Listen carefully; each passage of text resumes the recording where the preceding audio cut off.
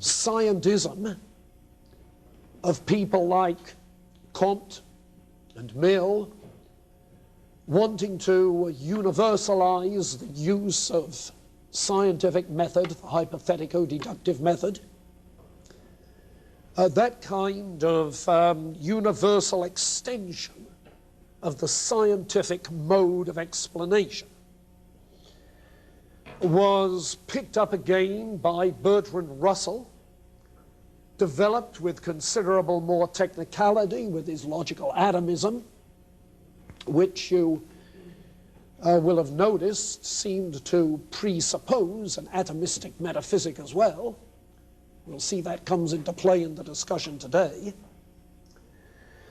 And then picked up again with Wittgenstein in his Tractatus along very similar lines. Now, logical positivism continues that 19th century positivist emphasis. In the 19th century, that was the term coined by Comte for his third positive stage, where we're dealing with objective, empirical data of a scientific sort and seeking to formulate empirical generalizations with explanatory power. So continuing then that positivist emphasis on objective empirical data, continuing the positivist unity of science theme,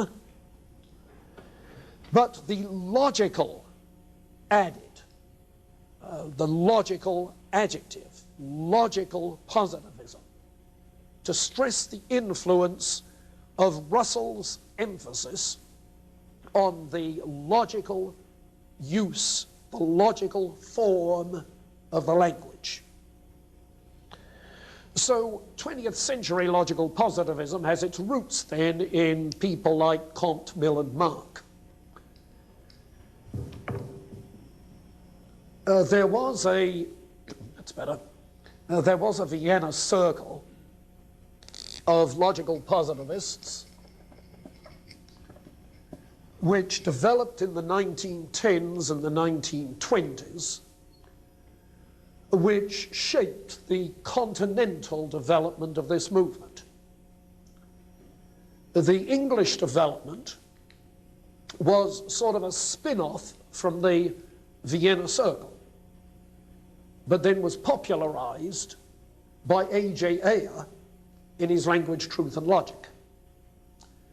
Within the Vienna Circle, you have people like Moritz Schlick and Rudolf Carnap. Those names you'll find referred to in the literature. And the main significance of the Vienna Circle, in which incidentally Wittgenstein participated after he had dropped out from Oxford and gone back to Austria.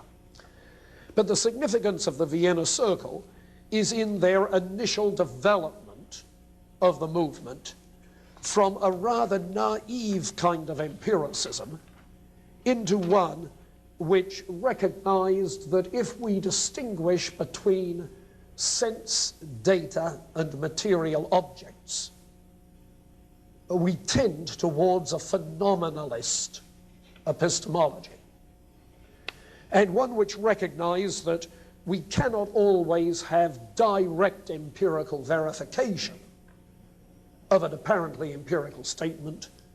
Sometimes it has to be indirect through the logical implications of that statement in conjunction with other assertions. But the Vienna Circle laid the foundation. Now, both in the Vienna Circle and in A.J. Ayer, the basis, the crucial basis, the thing which gave it its distinctive impact, and the demise of which led to the demise of logical positivism. The distinction was its verifiability theory of meaning. Now, let me stress that it's not a theory of how you ascertain truth. It's not a theory of truth, even though the word verifiability is used. It has to do with the meaning of language. It's a theory about language.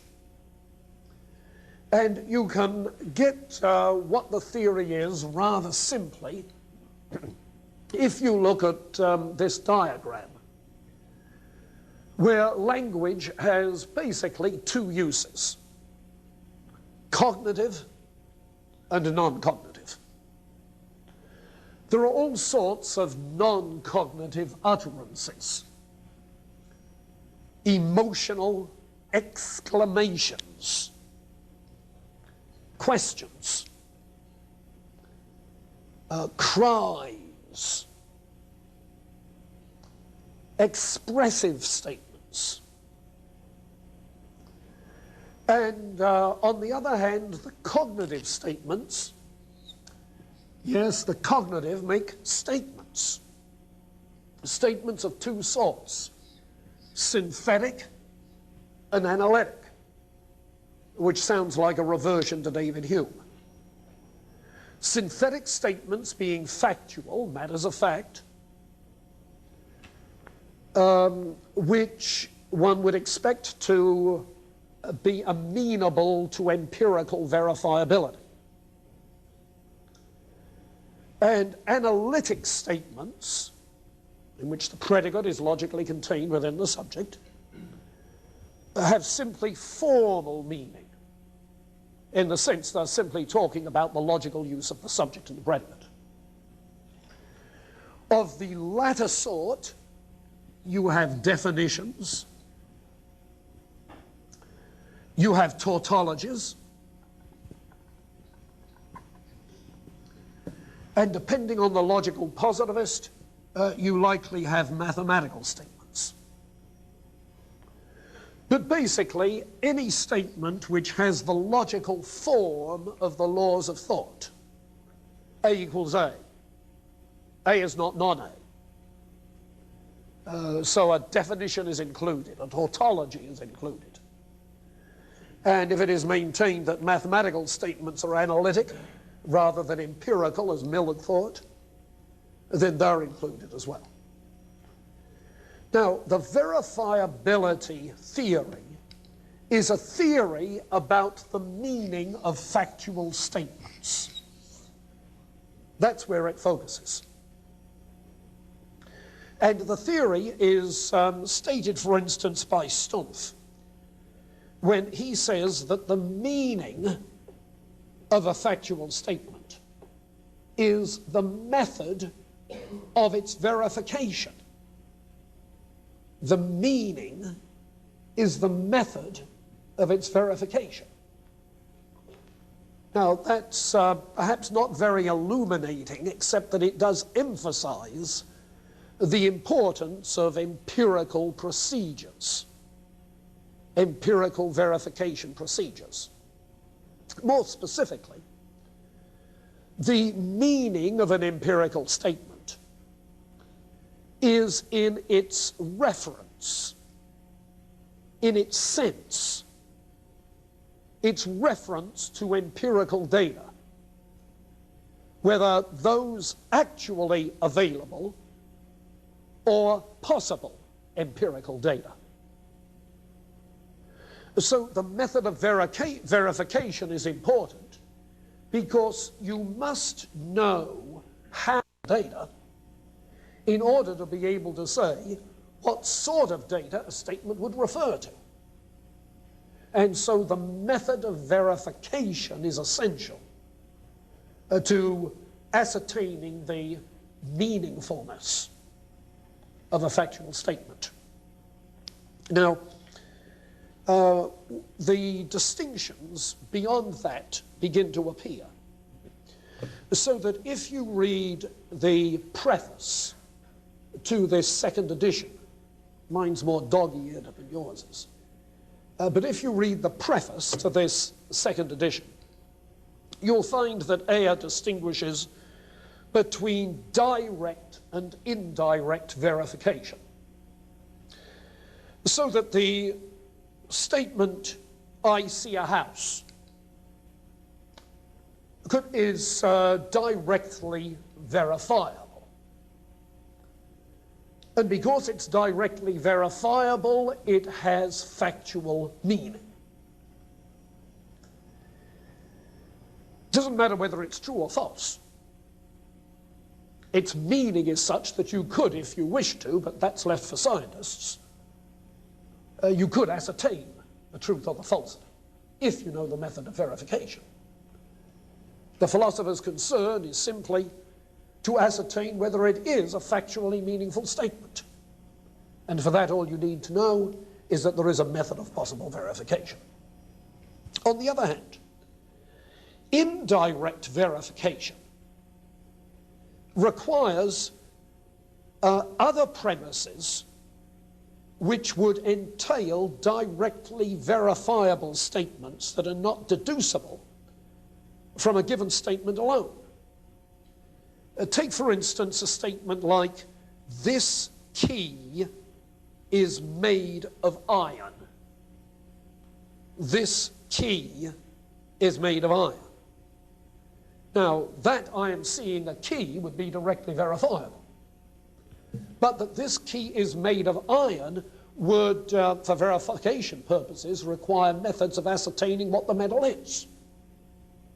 And so in conjunction with such further premises, then certain possible observations might be deducible, which could verify indirectly that this key is made of iron.